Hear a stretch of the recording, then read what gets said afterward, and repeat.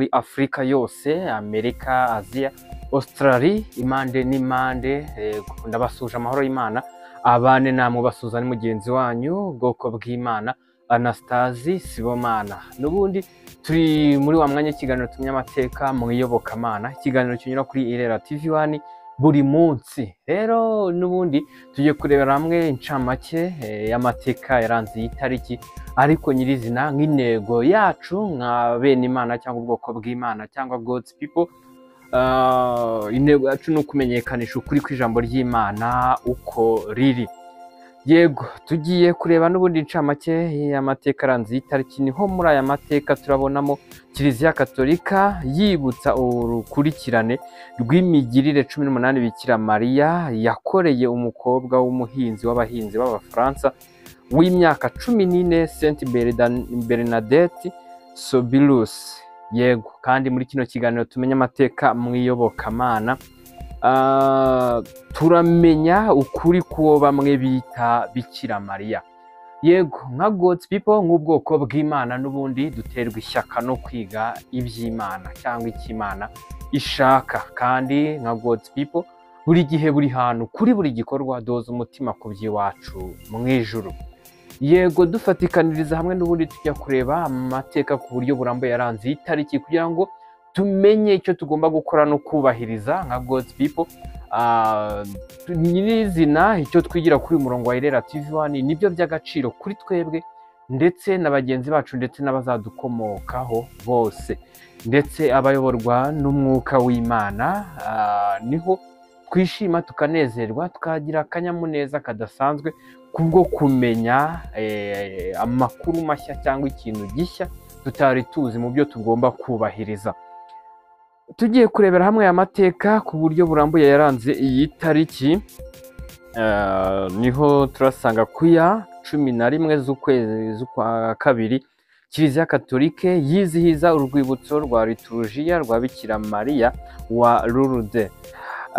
Yibutsa urukurikirane, kandi yibutsa Kiliziya yibutsa urukurikirane cyangwa ruhererekane rw'imigirire 18 Bikira Mariya yakoreye umukobwa w'umuhinzi w'abahinzi b'Abafaransa w'imyaka 14, Sainte Bernadette Soubirous. Ibonekerwa rya Marianne ryatangiye ku ya 11 Gashyantare mwaka 1858 rirangira ku ya 16 Nyakanga uwo mwaka, kandi ryemerwa na musenyeri waho nyuma y'iperereza ry'imyaka 4. Aya mateka twatangarijwe n'urubuga rwitwa christianitytoday.com. Yego, nka God's people turareba kuri aya mateka atambutse, mbese ibivuzwemo biraza kudufasha iki, biraza kudushyigikira iki, cyangwa turabyigiraho iki kugira ngo tubashe gukora icyo Imana Data wa twese ishaka. Niho nyirizina tureba batambutse muri aya mateka, turebemo bimwe twakurikira cyangwa twaganiraho kugira ngo tumenye icyo twakagombye gukora, dukosora cyangwa dushyira mu bikorwa ibyo tumaze kwiga. Ibyo byose tubihamirizwa cyangwa dubona umugabo wabyo wo kubihamya ku cyo twakora dushingiye ku gitabo cya Bibiliya, icyo kiraza kwerekana cyangwa guhishura. Niho tugiye kureba n'ubundi nk'uko twabivuze mu ncamake y'uko tugiye kurebera hamwe ukuri kuwo bamwe bita Bikira Mariya. Tugiye kureba ukuri kwa Bibiliya icyo kubivugaho. Niho turasanga Mariya wabyaye Yesu Kristo yari umuntu 100%. Yego, rero niho turajya kureba uyu Bikira Mariya. Ahubwo Bikira Mariya naho agaragazwa mu kuri kw'ibyanditswe muri Bibiliya. Nujya mu byanditswe bigaragara muri Bibiliya cyangwa Imana yashatse kutumenyeshaho, urasanga uyu witwa Bikira Mariya bamwe bita Bikira Mariya naho aboneka mu gitabo cya Bibiliya, kandi n'abamuvuga cyangwa bamwigishaho abo ngabo nabo bifashisha igitabo cya Bibiliya bagahamya 100% yuko ari cyo gitabo bubahiriza kandi ari cyo bubaha. Ariko uraza usange n'ubundi uyu Bikira Mariya atabonekamo. Ese uyu bita Bikira Mariya ubundi ni muntu ki, ameze ate, bimeze gute? Uyu nguyu Bikira Mariya bamusanisha cyangwa bakamugaragaza nk'aho aza mu mwanya wa Mariya wabyaye Yesu Kristo, ariko nyirizina ntabwo ari we. kuko uwabyaye Yesu Kristo ni Mariya, ahubwo ntabwo ari Bikira Mariya. Uyu Bikira Mariya rero twavuga yuko aza ku ruhande rw'inyigisho za Bibiliya, aza mu mazina y'amahimbano cyangwa amazina yego ataboneka mu byanditswe muri Bibiliya, niho aza mu magambo y'amahimbano cyangwa ku izina Mariya wabyaye Yesu Kristo nyirizina nk'uko tumuzi mu gitabo cya Bibiliya. Yego habaho kugoreka iryo zina rye bagahinduvuga yuko ari Bikira Mariya. Rero hari icyo Bibiliya ivuga ku bigendanye no kugoreka ibiboneka mu gitabo cya Bibiliya ndetse no kuzanamo amagambo y'amahimbano. Niho ijambo ribikomozaho ribivuga yuko muri mwe hazaduka abavugira ibigoramye kugira ngo bikururire abigishwa inyuma yabo cyangwa imbaga nyamwinshi inyuma yabo. Kugoreka rero ijambo ry'Imana aho ngaho uba wagiye kure cyane y'icyo Imana ishaka. Yego niho turaza gusanga uyu Bikira Mariya ataza kuboneka mu gitabo cya Bibiliya, ahubwo hariho kugoreka izina ryitwa Mariya bakavuga Bikira Mariya. Nituza kureba ku magambo y'amahimbano ataboneka mu byanditswe muri Bibiliya bakayazana mu myizerere cyangwa mu myigishirize y'iyobokamana, turasanga aya magambo Bikira Mariya aza mu magambo y'amahimbano cyangwa amazina y'amahimbano kuko ntabwo aboneka mu gitabo cya Bibiliya. Ariho Petero wa kabiri abivugaho ibice 2:3 avuga ngo kandi irari ryabo rizabatera kubabwira amagambo y'amahimbano. Yego irari ryabo rizabatera kubabwira amagambo y'amahimbano kugira ngo bababoneho indamu itari nziza, indamu mbi. Ariko ijambo ryerekana yuko abagoreka n'abazana amagambo y'amahimbano barangije gucirwaho iteka kandi kurimbuka kwabo ntabwo guhunikira. Aho twe kwatinda cyane twagiye tuhigaho cyane kuri uyu murongo wa Irera TV, dore ko twiga byimbitse ku kuri kw'ijambo ry'Imana. Tugiye kureba rero uburyo ki n'ubundi uyu Yesu Kristo uwamubyaye ari we Mariya yari umuntu 100%. Rero hanyuma yo kubona yuko yari umuntu, turaza kureba nibiba ku bantu mu gihe bari mu isi. Ese iyo babayeho mu isi bameze gute? Iyo bapfuye bajya hehe? Iyo bapfuye se babasha gukora cyangwa babasha gukora? Ibyo byose tugiye kubireba icyo Bibiliya ibivugaho. Ibi ngibi kugira ngo tube tubizo gutya dukomoje ku mateka yatambutse, aho tubona uwo barimo kwita Bikira Mariya, hari uwo bavuga ko yabonekeye cyangwa yego hari ibonekerwa ryamubonetseho ngo ari bo mubonekeye. Ibyo byose bibayeho kubwo ayo mateka tunyuzemo. Tugiye kureba buryo ki tutagomba kubahiriza amagambo y'amahimbano agenda aboneka nk'ubwoko bw'Imana. Ntabwo tugomba kubahiriza amagambo y'amahimbano. Turasoma dusanga n'ubundi uyu Mariya wabyaye Yesu Kristo we nyirizina yari umuntu. Yego ariko uyu Bikira Mariya barimo kuvuga w'umuhimbano naho agaragazwa mu kuri kw'ibyanditswe mu gitabo cya Bibiliya. Iyo tugiye mu butumwa bw'isiko bwanditswe na Matayo igice cya mbere umurongo wa 16 kugera ku wa 19 harimo kutwereka buryo ki Mariya yari umuntu 100%. Haravuga hati Yakobo yabyaye Yosefu umugabo wa Mariya ari we nyina wa Yesu witwa Kristo. Nuko basekuruza bose uhereye kuri Aburahamu kageza kuri Dawidi ni 14, kandi uhereye kuri Dawidi ukageza igihe bimuriwe i Babuloni ni 14, kandi uhereye icyo gihe bimuriwe i Babuloni ukageza kuri Kristo Yesu ni 14. Kuvuka kwa Yesu Kristo kwagenze gutya. Nyina Mariya, yego nyina Mariya yari yarasabwe na Yosefu ariko yari yarataramurongora. Yego babona afite inda y'umwuka wera. Umugabo we Yosefu kuko yari umukiranutsi kandi adashaka kumukoza isoni ku mugaragaro, yigira inama yo kumubenga rwihishwa. Yego hano haratwereka 100% yuko Mariya yari umuntu nk'abandi, dore ko witwa Yosefu umugabo we yagerageje kumurambagiza kugira ngo bazabane nk'uko n'ubundi abantu kuri mubumbe w'isi barambagizanya bakabana. Rero Mariya kuko nk'Imana uko bayarebye nuko yari biteganyije kuri Mariya aza kugira gute, aza babona afite inda y'umwuka wera. Tugeze hepfo gato kugira dukomeze dusobanukirwe kino cyigisho cy'aya mateka, n'ubundi turabona aho mu gihe Mariya yabaye ku isi nk'abandi bantu bose, ese Mariya ava mu mubiri Mariya wabyaye Yesu Kristo byagenze gute, hakozwe iki? Mbese umuntu uvuye mu mubiri bisanzwe nk'uko tubonye ko Mariya nawe yavuye mu mubiri, byagenze gute cyangwa abantu bitugendekera gute iyo dupfuye cyangwa iminsi yacu yo kuba kuri mu mubumbe w'isi irangiye, bigenda bite? Niho tugiye kubona aho Mariya yego wabyaye Yesu Kristo yagiye amaze gupfa. Iyo turebye muri Daniyeli, mu buhanuzi bwa Daniyeli igice cya 12 umurongo wa 2 niho havuga ngo kandi benshi bo muri bo bazaba barasinziriye mu gitaka bazakanguka. Yego Bibiliya itweretse yuko abapfuye baba basinziriye, kandi ahambere hatweretse ko baba basinziriye mu gitaka cyangwa mu butaka. Yego ngo bamwe bazakangukira ubugingo buhoraho, abandi bazakangukira gukorwa n'isoni no gusuzugurwa iteka ryose. Tugiye kubona ahandi nanone abapfuye aho bajya, ari naho Mariya na wundi nawe yagiye. Iyo dusomye muri Matayo ibice 27 umurongo wa 52 kujya ku 53 baravuga ngo ibituro birakinguka, intumbi nyinshi z'abera bari barasinziriye zirazurwa. Abari barapfuye abapfuye baboneka hehe? Baboneka mu bituro.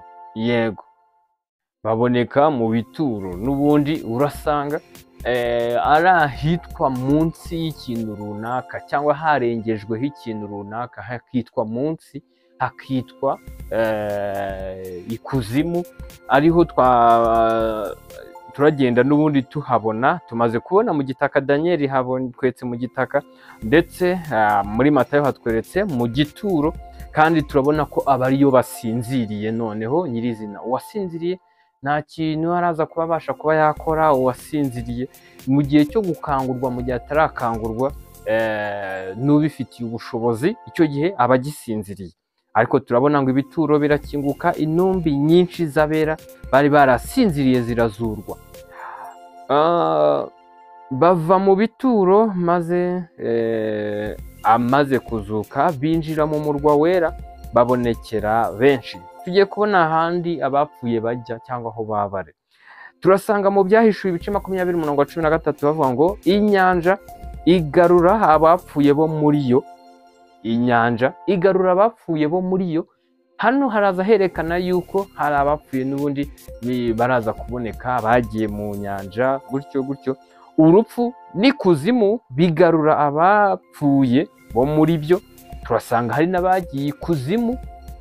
Yego aho ayo ni amazina yose, ni amazina yitwa cyangwa ahurira ku kintu kimwe cy'aho abantu nyirizina bajya iyo bapfuye, cyangwa iyo bashizemo mwuka mu gihe bakiri kuri mubumbe w'isi, aho bahita habajya. Tumaze kubona kuzimu, mu bituro, mu gitaka, mu nyanja, bitewe n'aho bagiye. Turakomeza tubona ngo inyanja igarura abapfuye bo muri yo, urupfu n'ikuzimu bigarura abapfuye bo muri byo. Bacirwa imanza zikwiriye iby'umuntu wese yakoze. Hano ngira ngo ibyahishuriwe Yohana yeretswe ibizaba, yararimo yerekwa ibizaba nyirizina. Hano nyirizina harimo kutwereka abantu bapfuye, cyangwa twese twarapfuye, cyangwa bazaba barapfuye, aho bazaba baherereye ahariho nyirizina. Turasanga rero Mariya wabyaye Yesu Kristo nawe nk'uko ari umuntu bisanzwe nk'abandi bose, nawe yarari aho ngaho tubonye nyirizina. Bibiliya itweretse n'amazina yaho cyangwa izindi nyito z'amazina yaho: mu gitaka, indi nyito ikuzimu, mu nyanja, mu rupfu, gutyo. Ndizo urasanga ari inyito Bibiliya igenda yerekana aho abapfuye bo muri iyi si aho baba bagiye. Niho turaza gusanga n'ubundi Mariya wabyaye Yesu Kristo akimara gupfa nta gikorwa yabashaga gukora cyangwa gukorerwa. Ibyo nibiboneka ku muntu uwo ari we wese n'ubundi upfuye cyangwa uvuye mu mubiri, cyangwa igihe cye cyo kwigaragaza muri iyi si uwo yari ari we kirangiye, cyangwa mu gihe urangije gutanga umugabo w'igihembo wagenewe hanyuma y'ubuzima bwo kuri mubumbe w'isi. Iyo birangiye icyo gikorwa ugomba kuva kuri uyu mubumbe w'isi. Niho turasanga n'ubundi Mariya wabyaye Yesu Kristo akimara gupfa nta gikorwa yabashaga gukora cyangwa yabashaga gukorerwa. Niyo mpamvu iri bonekerwa ry'uyu Mariya niyo mpamvu iri bonekerwa ry'uyu mwana w'umufaransa w'imyaka 14 atari ukuri ahubwo ari ikinyoma. Uraza gusanga bita Mariya bakamwita Bikira Mariya, abaye ari we nyirizina byaba ari ikinyoma iribonekerwa narihari, kuko Mariya wabyaye Yesu Kristo we yamaze kuva mu mubiri, yamaze gupfa, nta kintu bakibasha gukora, nta n'icyo bakibasha gukorerwa. Yagarutse gute gukora we nyirizina? Aho ngaho haraza kubamo ikibazo.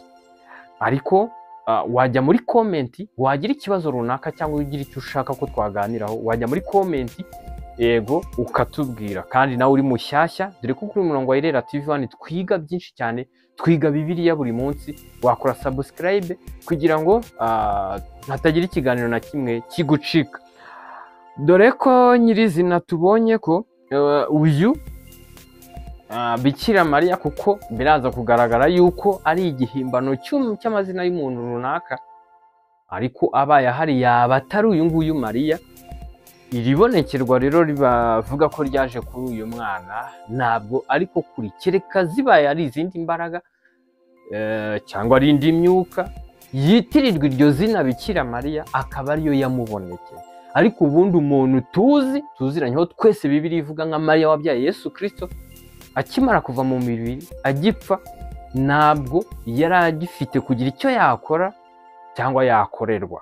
Yego, turaza turebe icyo ijambo ribivugaho. nk'uko tubonye ko Mariya wabyaye Yesu Kristo n'ubundi akimara gupfa nta gikorwa yabashaga gukora cyangwa yabashaga gukorerwa.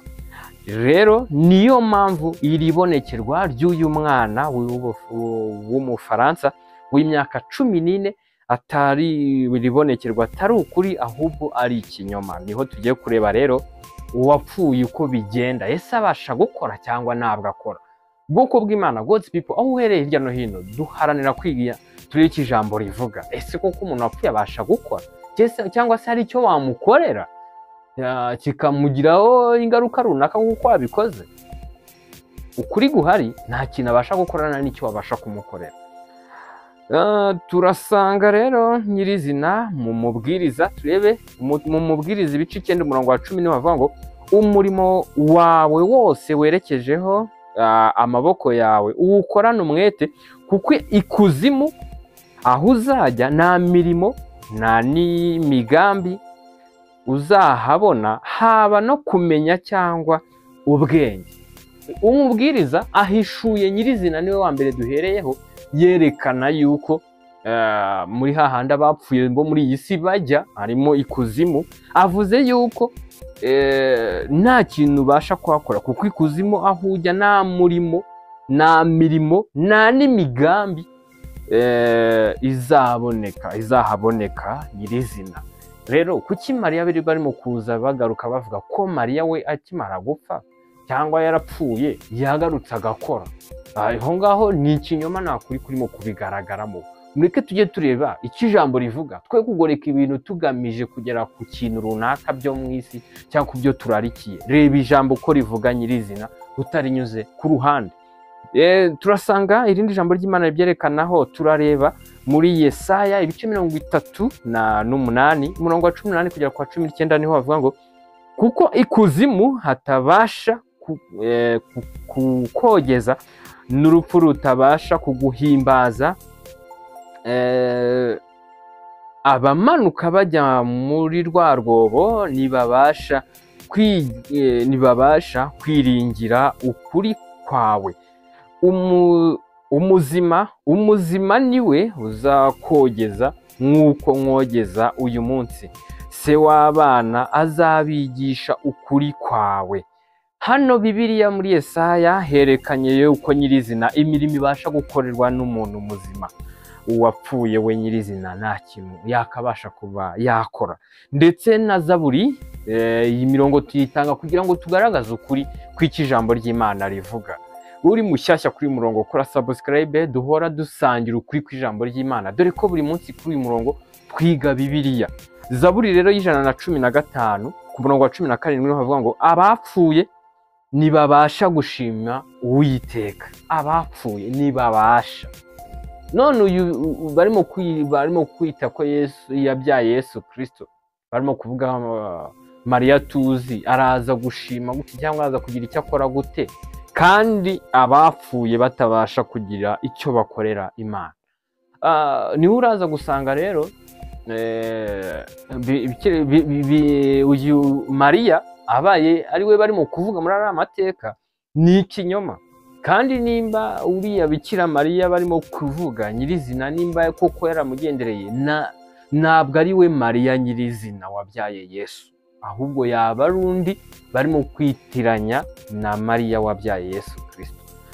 Niho uraza gusanga iri jambo rivuga ngo abapfuye nibashima Uwiteka, cyangwa abamanuka bajya ahacecekerwa. Ngo abamanuka bajya ahacecekerwa, abagiye ahacecekerwa kuki barimo kugaragaza yuko baje noneho kuvuga bakaganiriza abantu bo bazima bo muri iyi si.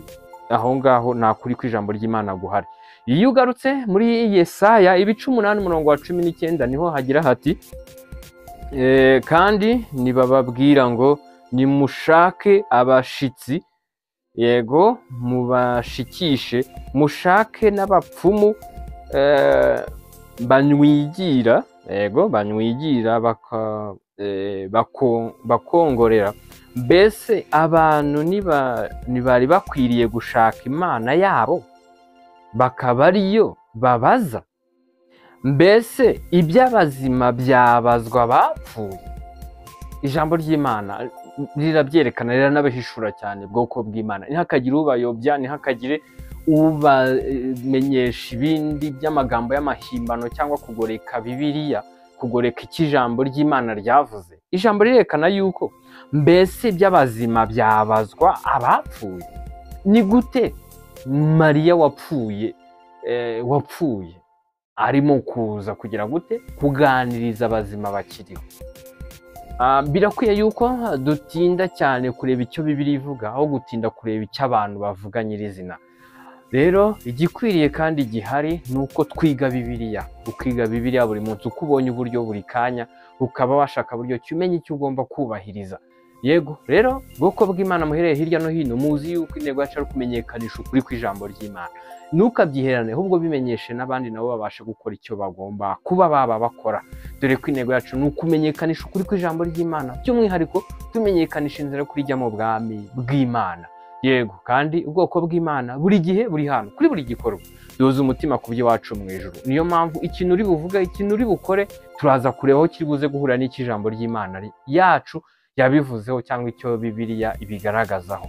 Ndabashimiye ubwoko bw'Imana aho muhereye hirya no hino, mugumye mugubwe neza, amahoro y'Imana n'ubuntu bw'Imana bigwire muri mwe, mubiheshejwe no kumenya Imana na Kristo Yesu. Murakoze cyane.